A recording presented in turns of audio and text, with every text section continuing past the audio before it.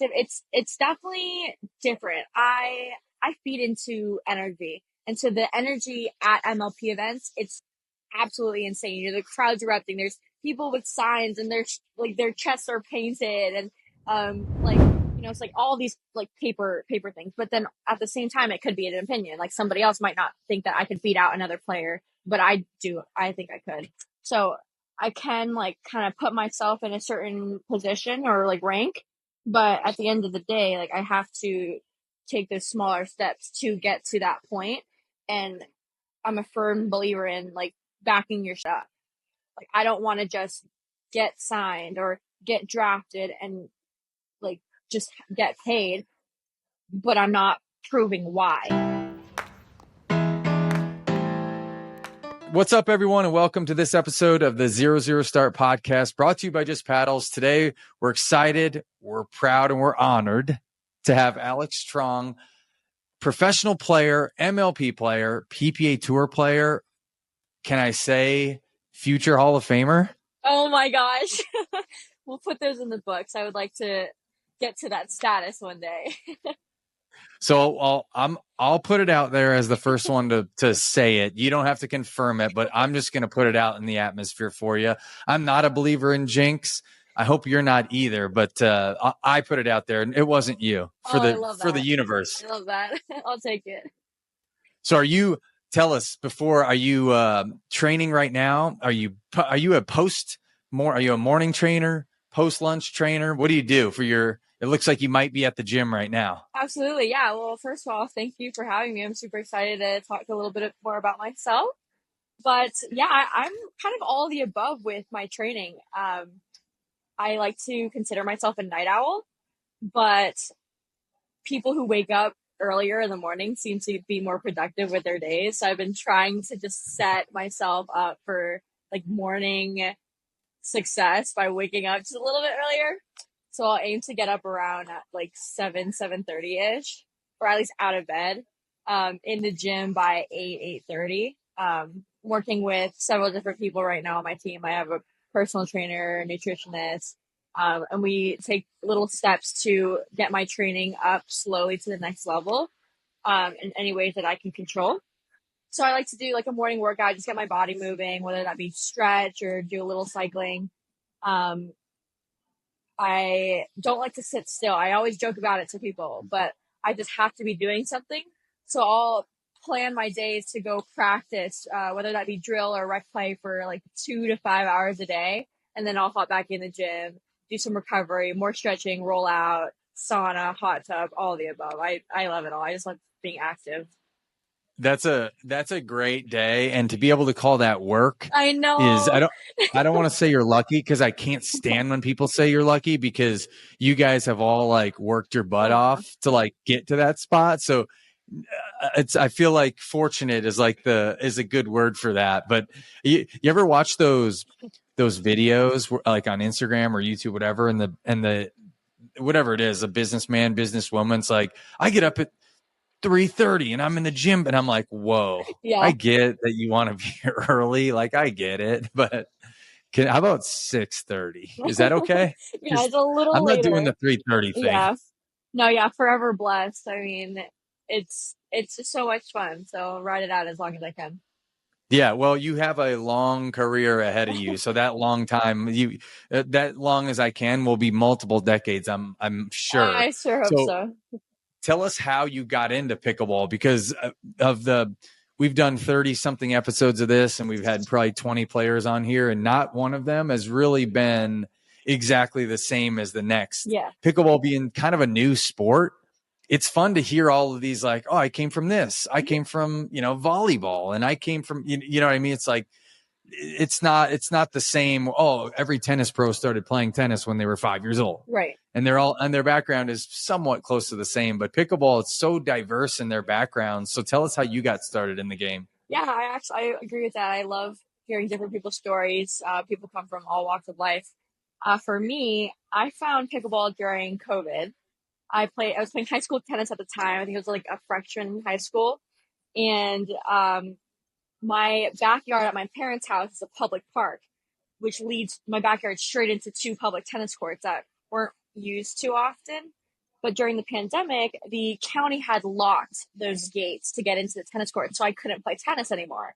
So I went over to a friend's house who has a private tennis court, and they had pickleball lines drawn on their court. And we wondered what my family and I wondered what the lines were, and we learned the game, played every single day during the pandemic. I signed up for my first tournament with my dad that like the next month, and just fell in love with the sport like everybody else. Yeah, well, that seems to be now that part of it seems to be Fairly similar. pretty common. Yeah. It's like I, I started playing and then I played every day for 6 months and then I took it so seriously that I wanted to become a pro. So Yeah, that it starts different, ends the same for every time totally. we talk to someone like that. But so so you played high school tennis and that's what you did. You took that very seriously. Um, how hard was it then? Am I right in hearing that you walked away, being the number one tennis player on your team, walked away from that tennis team to take pickleball to your next level? Yeah, a lot of people ask me if it was hard, but in hindsight, I don't think it was a hard choice at all. I tennis was my daily exercise growing up as a kid. I've been playing since I was like 5 or 6, but I never played a USTA tournament or anything like that. I just happened to be like pretty decent. And then I played soccer and volleyball as well growing up. So those were my sports, and I kind of struggled with the high school environment. I definitely did not live a traditional life as a high school student. I didn't really like the social aspects of school. I didn't go to homecoming, proms, anything like that. Um, I was always very independent, and my learning styles are very different. Like I could learn better on my own time when I went online to teach myself. So when COVID happened and everybody had to go home, I just started shooting up in my academics because I could teach myself on my own timeline. Sure. With that being said, I had a pause in my high school tennis career for that little time during the pandemic. And coming back, I was like, it's just the give and take. It's not worth it. I don't, I would rather completely miss out on high school tennis and just jump right into something else in life. Kind of get that head start in like adulting, I guess you would say. But yeah, I was number one on my team, singles and doubles, but my team wasn't like the greatest. But the other schools in my district were very, very good. So it's fun to have good competition with these other schools. But again, the give and take, it wasn't worth it to me. So it was pretty easy to walk away. And falling in love with pickleball is like you can do this every day, 24 hours. So Yeah, it's an easy sport to like fall in love with, for and sure. then when we go play, it's like, all right, I text my wife, I'll be home at 7, and it's like, and then I look, I'm like, it's like 8:56, I'm like, oh no, No, yeah, it's like it yeah, goes by like that because it's just so much fun. But yeah, what that's super unique, and like I would have thought thinking like I would have thought talking to you that it would have like, oh, it broke my heart, my teammates and everything, but that's kind of cool that like that without the pandemic, I don't, would you have found pickleball, or maybe you would have found it, but maybe found it too late? But it yeah. seems like it did you really good in not only your sports career, but in school and then just in general. Like, seems like it was a good life altering moment for you. I would 100% say so. Like I said, forever blessed, but it kind of it made me grow up in a way. Playing tournaments, and then as you get better in those tournaments, like maybe you like play on center court, and then you have to do an interview. Like I had to learn to speak well and talk to like older people in the community who have that life experience. So I can't act like a kid. I kind of have to like present myself well. And What are older people? You're not talking about me. literally anybody who's older than me, like Okay, I good. love taking an trust me, you're in the clear there. But yeah, people ask me like what's my favorite part of pickleball, and of course it's the competition and the play and being able to compete in something. Um, but when you bring the community part into it, I just love being around people with that life experience, and I can kind of take in little bits and pieces from everybody who has, come from different aspects of life, or people have different full-time jobs, and I got an idea of what different pathways could be. And so I like that a lot. And I kind of just like sitting and listening to what people have to say. And it was just a fun part. And in addition to going on the court with these people, it's just a unique atmosphere to be a part of. You know what's cool too, and I lived a similar life to what you're living now, just in a different sport, and it does force you to grow up in multiple ways, and maybe you can appreciate like even the travel. Like Yeah. you're getting on an airplane alone at 17, you're going and staying in a hotel alone or 18, whatever it is. Like that's not a lot of adults, like full grown 20, Yeah. 30, 40 adults would struggle with some of that, and not only that, but like now your work, you have to go, your work is playing, so you have to perform, you have to, you can only count on yourself, your Right. training is your preparation, so it does make you grow up very fast in ways that I don't think any other things can do. Yeah. I mean, I definitely have to give credit to a lot of these other, pinball players on tour with me. I mean, for myself, I consider myself 100% more street smart than book smart. And I joke that my three life skills are number one, navigation. Like I can get around without a map. Two is remembering first and last names, and then three is birthdays. But those are just three fun facts about Alex. But yeah, no, like I was fine in school, but it wasn't like my favorite thing to sit down and read. Um, but navigating an airport, like you said, like that stuff is actually kind of fun to me, like just walking around and navigating. Um, yeah. Well, you're in good company, because the last book that I've read was Welcome to the Dead House by R.L. Stein. I don't even know if you know who that author I is. know. But I'm just aging myself, but he was the like ultimate kids book writer. So it was like 30 years ago. Oh wow. So it's been a while.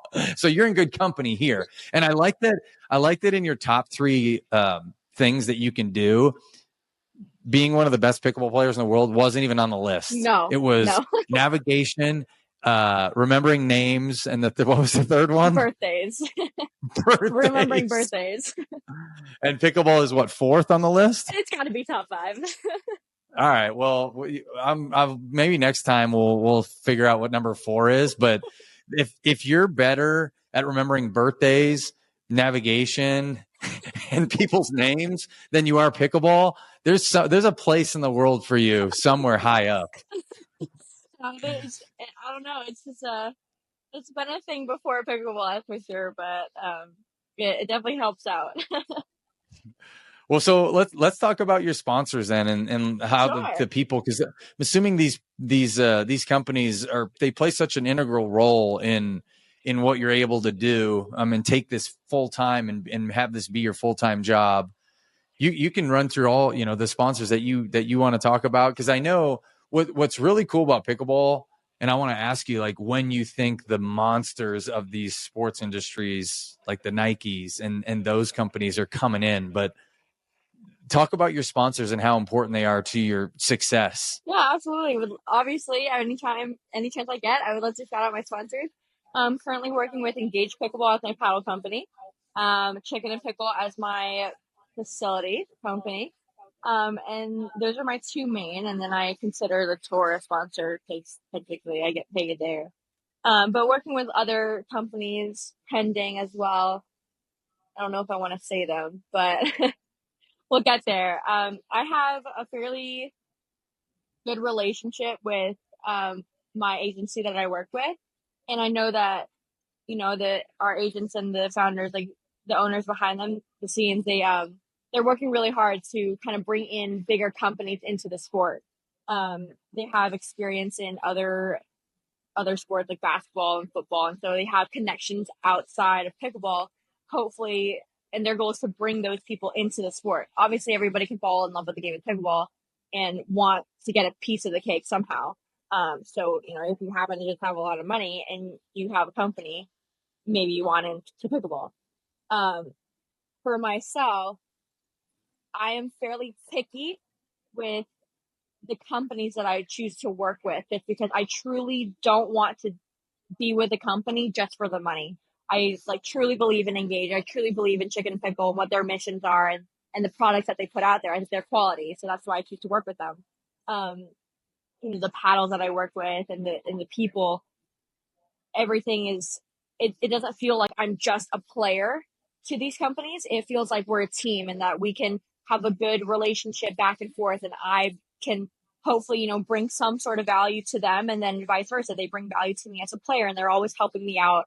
The teams are very, very supportive, and so definitely appreciative of that. And being able to represent any company that I like believe in is a pleasure. So two things. One, Engage has been around for so darn long, and they're just like one of the OG brands in the game, which is that's an easy one to align with because their purpose and their intentions in the sport are so true and like honest. Not only that, but they make some of the best paddles out Absolutely. there. Chicken and Pickle is so awesome. They're so fun. They are so awesome to be at and go to. I went there when I was up in Kansas City, and I went to the Chicken and Awesome. Pickle for the first time.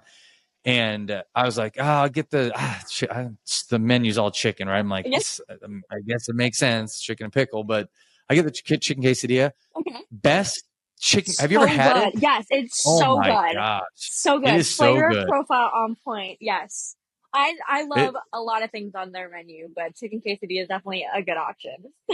it was wild how I thought it was just going to be the typical like bar food, Uh, like we played, and maybe it was because we played 7 games and it was 465 degrees outside. So like if you're like in the mountains and you're starving and like the bugs taste good because you're so yeah. hungry, you watch like Survivor and they have like the rat like Yeah. twirling on the fire and they're Totally. eating it like it's so good. Maybe it was part of that, but it was really good. I was so surprised, but That's awesome. that was my first adventure to Chicken and Pickle. And like, if they wanted to sponsor me, and they won't, because I'm the 4 billionth best pickleball player in the world.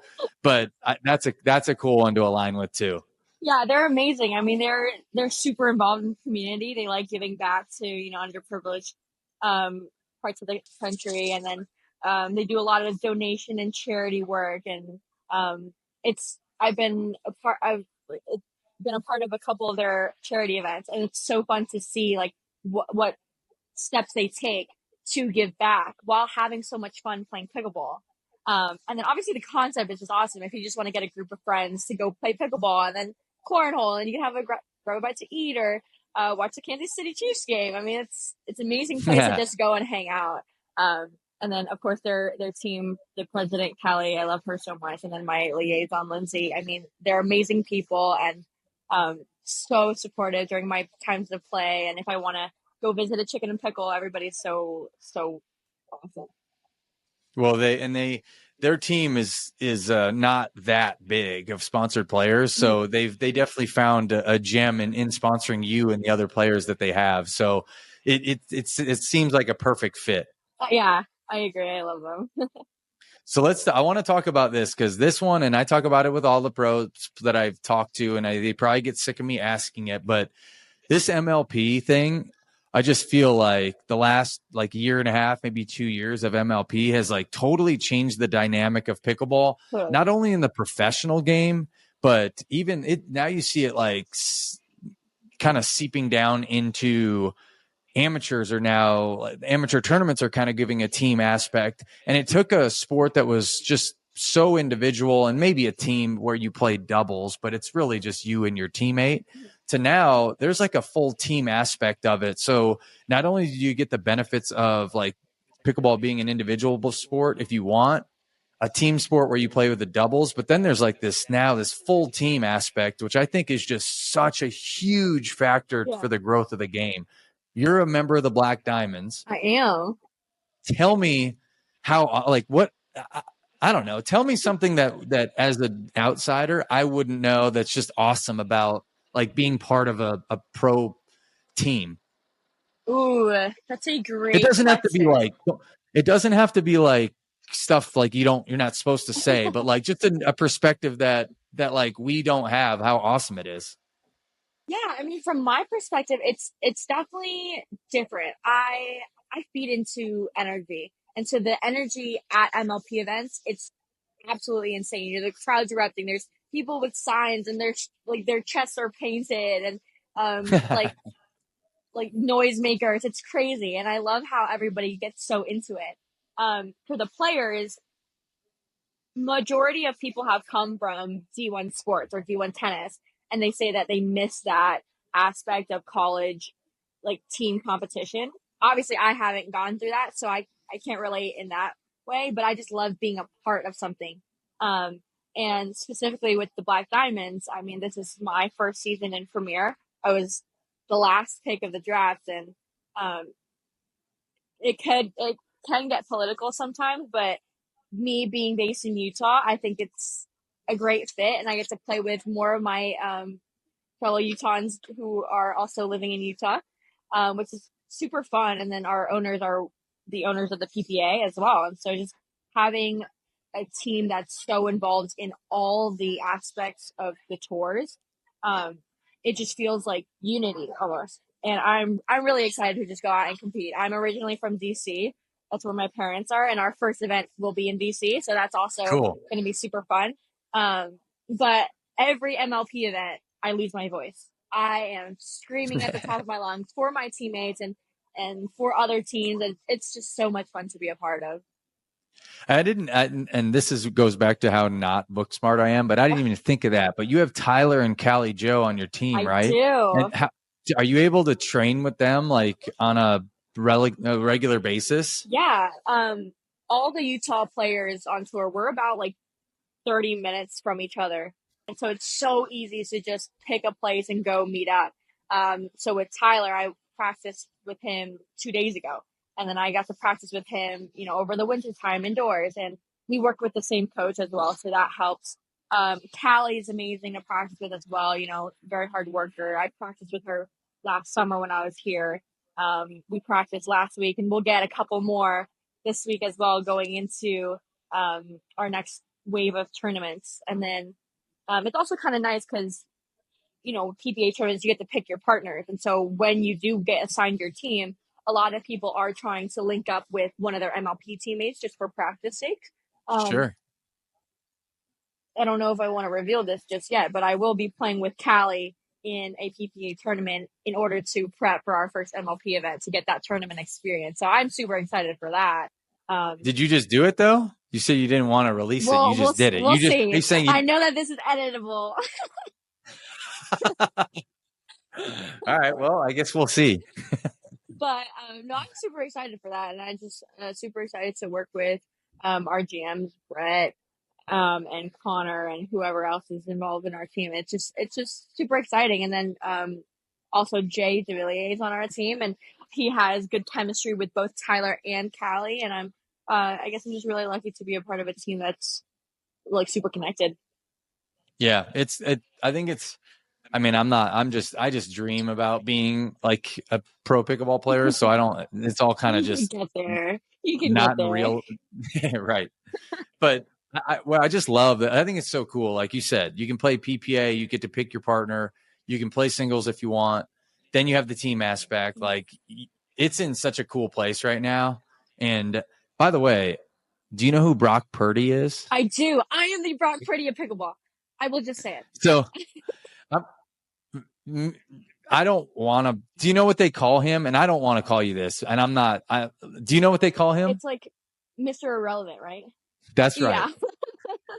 So I hope you guys win it. And then I don't. You don't want to like own that title as like Miss Irrelevant. Like that's just sounds terrible. But like it's. I think it would be cool It'd to be like. so cool.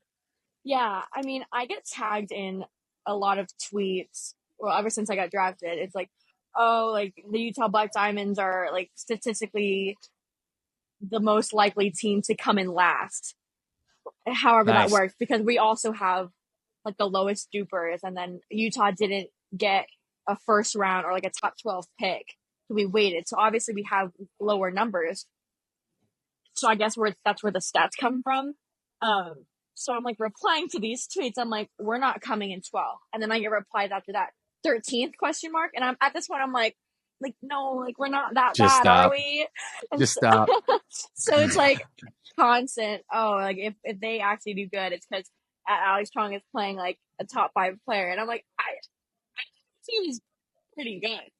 There's Well, so much chemistry, and we're that's what I was gonna say. Is like you can look at paper and just look at all the teams in any of the sports, right? Like any of the sports, you put two of the best tennis players together, like a female tennis player and a male tennis player, like Federer. And I mean, I guess I'm dating myself a little, but like a Djokovic and whoever, like a Serena, that doesn't mean that they're going to be the best mixed doubles team. Right. They might not have good chemistry. Look at the basketball teams that build the super teams and then they stink, That's right? like You can so have the best unique. players. Yeah.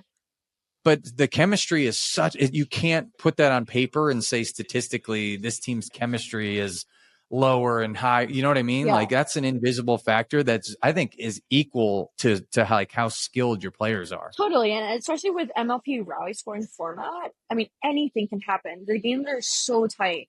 And I mean, a lot of these teams in Premier do have a ton of chemistry. There's a lot of repeating teammates, so that obviously helps. But then, I've been listening to other podcasts and their evaluations on the team, and it's usually like, oh, like the first 2 or 3 picks make sense, but then you have the last pick that just completely doesn't make sense, and that's what's kind of cool to see. And like, I'm excited to watch Atlanta this weekend to see how those teams really do come together.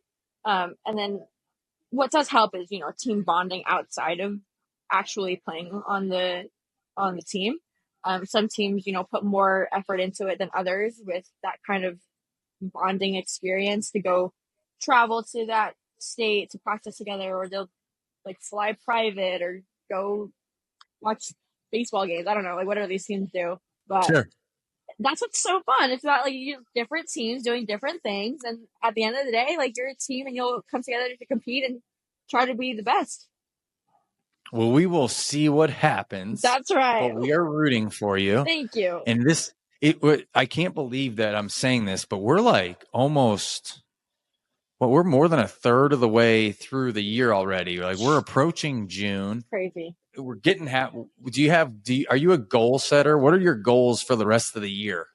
Are you like a write it in your mirror so you see it every day? You know what I mean? Like those, like some people are like, do your best today, or be a champion, play like a champion today on your mirrors, whatever. That's Do you do that? I do not. I've been working really hard on my mental game, and I have my coach and some other people on my team who help me remind myself that like you don't have to be necessarily the number one player right now. Obviously, that's going to be the goal, and it still is.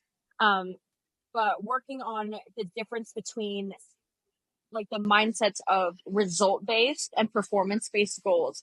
So of course I want to be number one. Of course I want to have as many medals as I can, and I want to have a certain ranking with the tour.